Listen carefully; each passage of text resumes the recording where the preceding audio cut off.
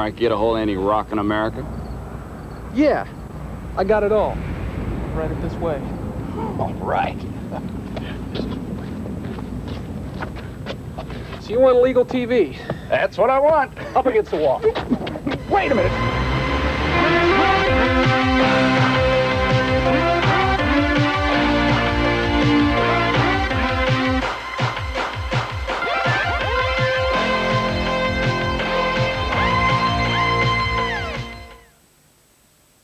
I wonder if Boy George gets a royalty every time somebody tries to impersonate him. Well, on ITV in a couple of minutes, the one and only and surely inimitable Jimmy Tarbuck will be joined by some more of his buddies. Here on 4, we join ITN for the day's news summary after the break. Kerrygold cheddar cheese spreads come with ham, walnuts, pickle, chives and onion, and they're the only ones made with creamy Kerrygold cheese, so you get more.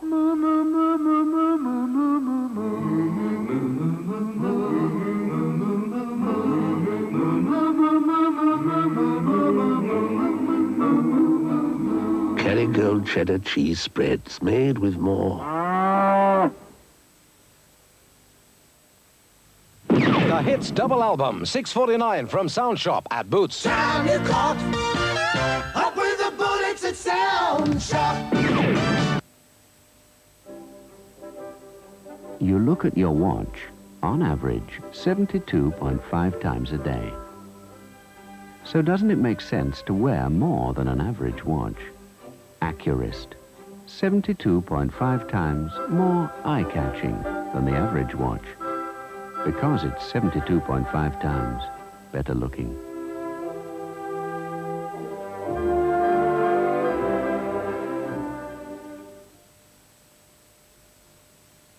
Hello.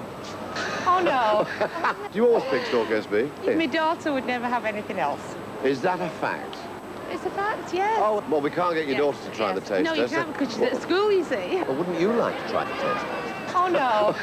Oh, yes, yes, yes. No, because I know what it tastes like. This new Ferguson Video Star is for people who value good looks, simple controls, and extra features like instant record.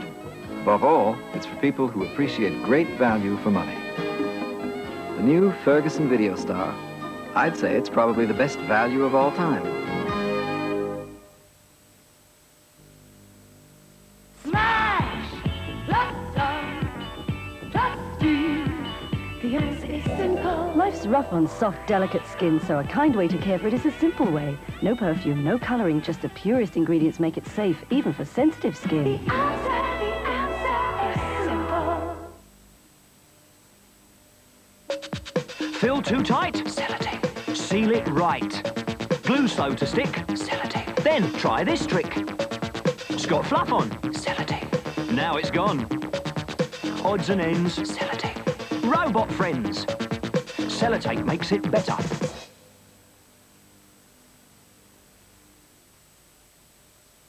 The proposed cuts to university grants, artificial heart implants and Mrs Thatcher's view of democracy are 3 of the issues in 7 days. Before that, at very nearly 7 o'clock this Saturday, the 1st of December, we join Anne Lucas over at ITN for the news summary.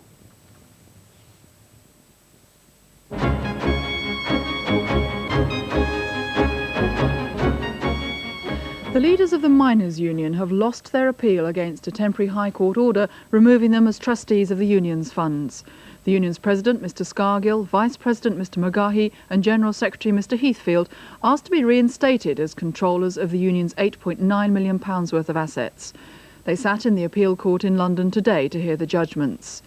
They were removed as trustees yesterday after an application by 16 working miners. Tonight, an emergency meeting of the miners' executive is taking place at the TUC headquarters in London to discuss the judgment. In South Wales, 2 striking miners have been remanded in custody, accused of murdering taxi driver Mr David Wilkie, who was killed while driving a miner to work yesterday. The 2 men from the working miners' home village of Rumney in Mid Glamorgan appeared before a special sitting of Merthyr Tydfil Magistrates Court. In Australia, the Labour Prime Minister Mr Bob Hawke has claimed victory in the country's general election. But with most of the votes counted, it looks as though he'll have a reduced majority over the opposition National Liberal Party. In Sri Lanka, the government say their air force attacked a fleet of 18 boats carrying Tamil separatists from India this morning, and their navy opened fire on another boat, killing 10 rebels.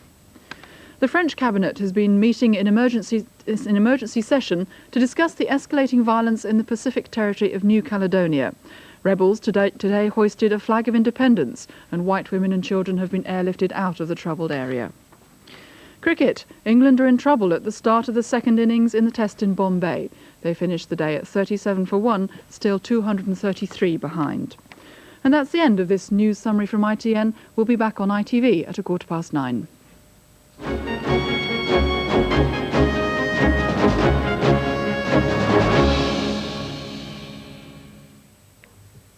2020 Vision returns to Channel 4 tonight with the first of a trilogy of programmes probing the disturbing and deeply upsetting issue of child sex abuse.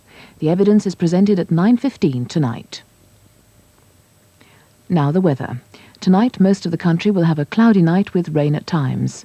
However, in Northern Ireland, skies will become clearer, leading to a frost and some icy roads and also patchy thick fog.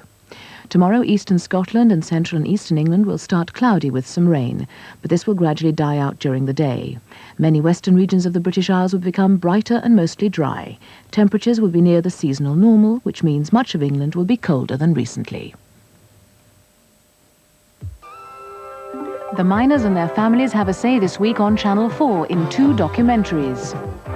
On Wednesday at 8, families from Kiverton in Yorkshire describe how their lives have changed during the last 9 months. I've never been in trouble with police in my life, till this, and now I've got a criminal record.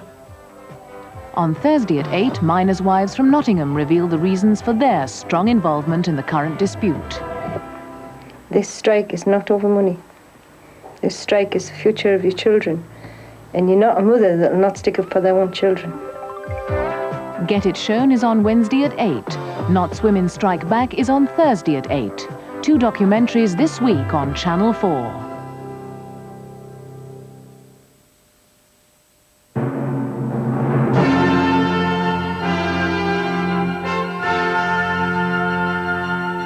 Now on 4, 7 days.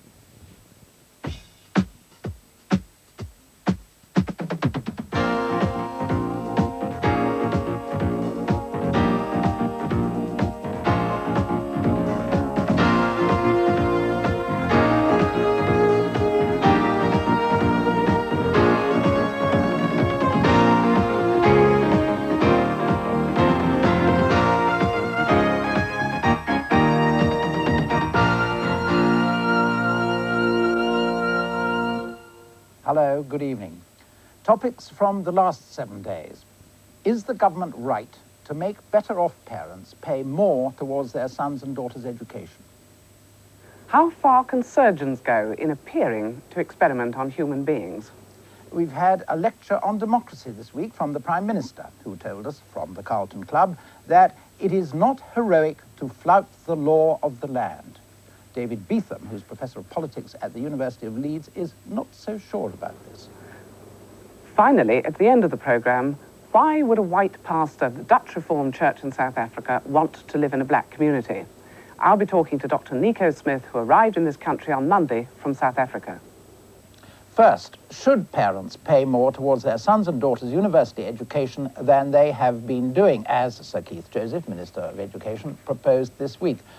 Philip Willis, President of the National Union of Students, Sir Keith also proposes that parents earning less than $13,000 a year should pay less while the richer pay more. Isn't that right, to get a fair society? That's not exactly the true situation. Sir Keith is pulling the wool over our eyes on that matter. How? Firstly, the people at the top end of the scale and the middle and upper reaches, those parents have already paid their taxes over the last 20 years in the expectation that they will be able to have their sons and daughters going to university and college. And incidentally, more taxes than our counterparts pay in Western Europe. The second point is, at the bottom end of the scale, in fact, by increasing the main rate of the grant by only 3%, and by, in effect, freezing the parental contributions in line with the inflation levels, people at the bottom end of the scale aren't actually benefiting from these proposals. So, in fact, it's a question, really, of some paying more than others, but everybody losing out. You mean that those who, for instance, last year or even this year paid, say, £20 only at an income of 7,500, because their income has gone up, they start again paying £20. That's exactly right. You only benefit if your wages are going up by more than the inflation rate, and of course, in most cases, that's not the case. But in that case, then, everything stays the same. What are you on about? Everything stays the same, apart from the fact that the 3% increase in the grant, because that's below the level of inflation, the student income is now so finely balanced that that difference can, in fact, affect students greatly. We will lose out, in real terms, over £44 per year, which is 5 weeks' disposable income for an average student now. Above the rate of £12,000 a year, the parental contributions are then being increased massively, and we feel that it's wrong that parents should be asked to pay twice for that which they have already paid. What is it primarily that worries you? The hardship to the parents who've got to pay more? No, not at all. The real problem in the student grant system overall is that 46% of students, nearly half of students, don't in fact receive the full amounts from their parents, and it's that that causes hardship. Now, under these proposals, inevitably more parents won't be able or won't be willing to make up that contribution. That means that some students, as Sir Keith Joseph himself has admitted, will have to drop out of course, and some won't be able to finance themselves through it. It's funny, of course, to find someone like you being supported by 150-odd Conservatives from well-heeled constituencies simply because they don't want to pay more. I think, as was said by the Conservative MPs, spokespersons, 168 of whom have now signed the motion in opposition, I think for them it's a question of principle. And the principle therein is that parents have paid the taxes. Graduates, if they are successful in getting employment at a higher level, will pay more taxes than their contemporaries. And it's that principle, I think, that is at stake. For me also, it's a question of hardship of students. University students are really the elite of our educational system. Isn't it right to take some money from that area and try and revitalise other, humbler areas of the educational system? Well, Sir Keith has said that he's giving money to the science budget. That, I think, is a false argument. £20 million for the total science budget is a drop in the ocean, and yet to students, those amounts of money are quite drastic. We saw 3 years ago the government, through the University Grants Committee, reducing massively the amount spent on science and technology at places such as Salford University, Aston University. He's now trying to patch up what has already gone wrong, and I think MPs recognise that. You're not really trusting him that he's going to move the money across into the education No, I don't. Even if he does move the money into the science budget, that is only a one-off payment. Students for the next few years will be suffering from these proposals, and I think he's trying to pull the wool over our eyes. Are you in a way saying that it's really wrong for university education to be paid for through parental contributions at all? As you pointed out, a lot of parents don't fulfil their obligations. Are you really saying it all ought to come from rates and taxes? Well, either it should be compulsory that parents make up their contributions, and that could be done through the tax system, or it should be the case, in my opinion, that every student receives an amount of money from the state. That money is then paid back through taxation if graduates are successful in getting higher employment. On that basis, everybody gets treated equally, which is what, after all, the grant system was trying to achieve in 1962. But, of course, that's a tiny bit impersonal. Isn't there, in some way, a sense in which personal responsibility of a family for the continuing welfare of their sons and daughters is desirable? Well, you could use that argument in any means. You could say that about the armed forces. You could say that about people who are unemployed. Parents aren't asked to make up Social Security. They're not asked to make up the wages of soldiers, etc. So why so with students? The truth is that at 18 and over, we're adults, we're over the age of majority.